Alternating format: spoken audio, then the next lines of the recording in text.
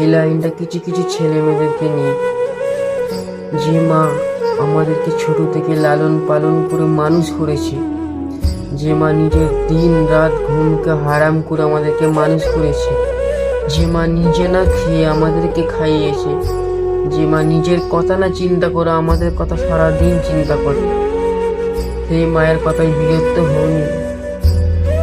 কারণ এই দুনিয়ার সব স্বার্থে, বন্ধু ভালোবাসা আত্মীয় সবাই স্বার্থে ভালোবাসে ভাই। তাই বলি কি, মায়ের ভালোবাসা কোনো স্বার্থ নেই। মা একটা ছেলের জন্য, একটা মেয়ের জন্য নিজের জান অবধি দিতে রাজি আছে, কিন্তু কোনো ভালোবাসা কোনো বন্ধু কোনোদিন একটা বন্ধুর জন্য জান দিতে পারে না। তাই বলি কি, সময় থাকতে মায়ের মূল্য বোঝো, মাকে সম্মান দাও, মায়ের কথায় বিরক্ত হওনি। কারণ মা হারিয়ে গেলে আর মায়ের মতন মা কখনো পাবে না।